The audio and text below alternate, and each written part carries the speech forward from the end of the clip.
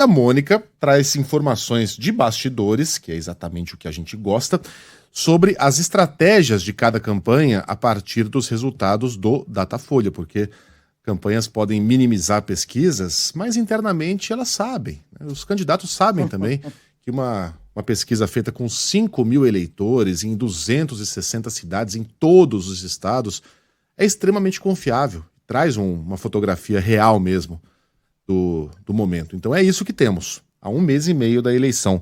Mônica, e aí, para que lado cada um vai? Bom dia para você. Oi, Megali, bom dia a todos. 5.700 eleitores, É quase né, 6 Megali? Só mil. essa pequena diferença de 700 já seria uma pesquisa à parte, mas enfim, essa semana chega ao fim com uma batelada de pesquisas e a consolidação dessa certeza dada ontem pelo Datafolha, essa pesquisa que fez 5 mil, mais de 5.700 eleitores no país todo, a certeza de que o ex-presidente Lula conseguiu até agora se manter estável nas pesquisas, segurando a sua preferência em 47%, enquanto o Bolsonaro segue subindo, ponto a ponto, ganhou 3 pontos, né? Todo mundo viu esse resultado, subiu de 29% para 32%. Agora, vamos lá, Megali, Deus está nos detalhes, né? E são os recortes que vão mostrar onde cada um deles subiu, caiu e como isso influencia na estratégia das campanhas, porque, Megali, como você estava dizendo aí, institutos como o Datafolha prestam um enorme serviço à população e os meios de comunicação que os divulgam, porque tornam públicos números que, do contrário, seriam do domínio apenas dos próprios candidatos ou de bancos e empresas que encomendam essas pesquisas, né, mas que não divulgam essas pesquisas, usam para consumo próprio. Então, a gente tomou conhecimento nessa semana de vários números de diversos institutos, mas as campanhas estão com esses números e estão dominando esses números no detalhe há bastante tempo, fazem pesquisas diárias, internas, né, por telefone, presencial, para ir sondando o humor e a cabeça do eleitor. Então, qual é o desafio do Lula agora? O desafio do Lula é o óbvio, manter seus percentuais de votos, e o do Bolsonaro, um pouco mais difícil, ele tem que sair com maior força, a caça dos votos. Então, o que o Bolsonaro já decidiu? Decidiu intensificar, como a gente já viu, a sua campanha no eleitorado evangélico, né, indo com a primeira-dama em dezenas de cultos, e ao mesmo tempo em que pastores aliados dele disseminam as mentiras de que o PT vai fechar igrejas, né, e vendo as pesquisas também, Megali, ele decidiu tentar estancar a subida do Lula entre os eleitores de maior renda. O Lula deu um salto nessa pesquisa, passou de 33% para 40% da preferência dos eleitores de maior renda, que os eleitores de maior renda formam a minoria da população, mas numa eleição que pode ser decidida voto a voto, isso conta, né? E o que nessa faixa de eleitorado parece ter contado, Megali? A rejeição absoluta, né? E que se tornou muito clara, aos ataques dele ao sistema eleitoral, à democracia, às instituições, ao judiciário.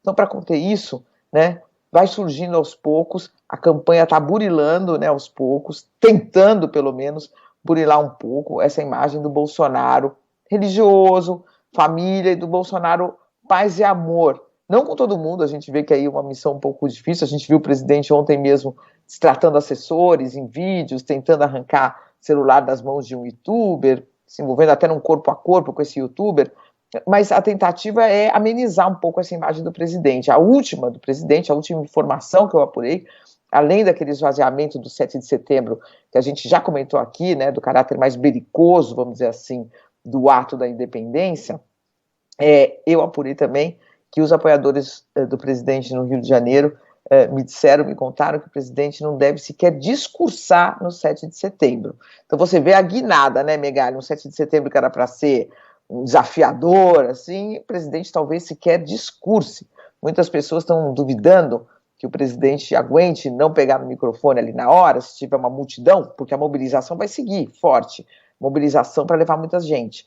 Mas ver se o presidente aguenta não discursar. Mas o que ele disse para essas pessoas discursem vocês, eu não vou falar, né? E o ex-presidente Lula, PT, esses últimos dias, agora, ontem mesmo, redobrou a sua investida para desmentir as informações de que vai fechar igrejas, são mentirosas as informações, né? Então, para tentar estancar essa queda, essa subida também, na verdade o Lula não caiu entre os evangélicos, mas o presidente deu um salto muito grande, e também para tentar manter ali com ele os eleitores de baixa renda, de até 2 salários mínimos.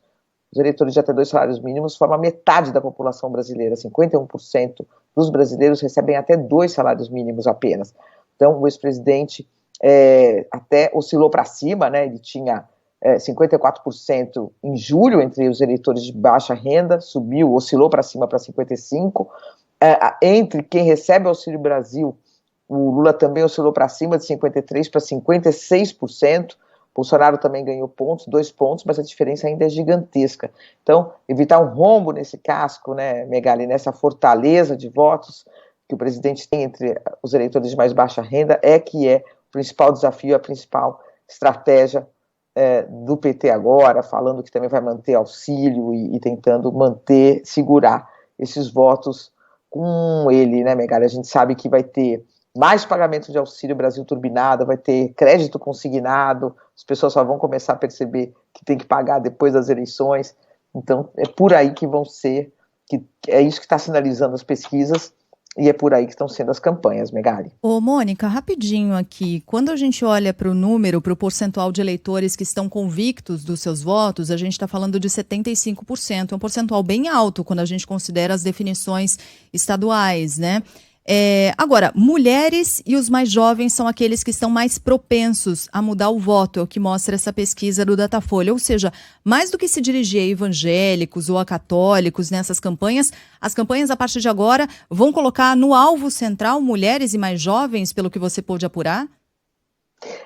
Que tudo é muito cruzado, né? A gente estava até falando isso, quer dizer, o que vem primeiro? Você vê essa subida do presidente Bolsonaro entre evangélicos e também entre eleitores entre 2 e 5 salários mínimos.